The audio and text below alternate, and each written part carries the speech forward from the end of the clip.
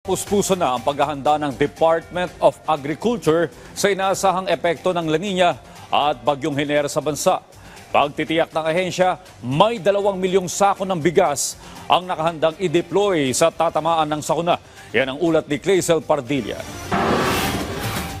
By 2028, very much achievable yung 29 to 32 pesos per kilo. Tiwala ang Department of Agriculture na kayang mapababa sa 29 hanggang 32 pesos ang kada kilo ng bigas. Para magawa ito, puspusan ang pamamahagi ng DA ng libreng binhi na kayang magbigay ng mataas na ani. Gayon din ang pagsasagawa ng mga irigasyon na magpapatubig sa mga palayan o sasalo sa ulan para maiwasan ang pagbaha sa mga sakahan. Target din ng ahensya na magkapagpatayo ng mga daungan para sa mga agricultural product para mabawasan ang logistic cost sa pataba na ginagamit sa pagpapalago ng saka. Maraming paraan na nakikita para pamubain yung presyo ng inputs ng farmers.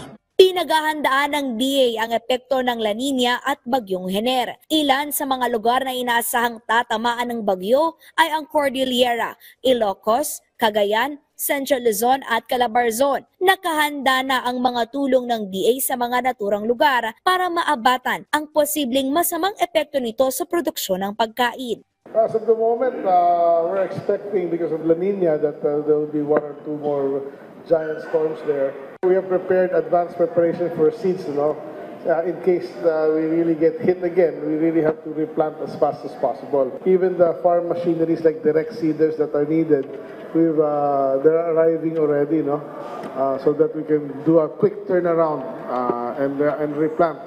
Of course, crop insurance is Pagsisiguro ng DA na nanatiling sapat ang supply ng pagkain sa kabila ng mga kalamidad. 2 milyong sako ng bigas mula sa National Food Authority ang nakahandang i-deploy sa mga naapektuhan o matatamaan ng sakuna.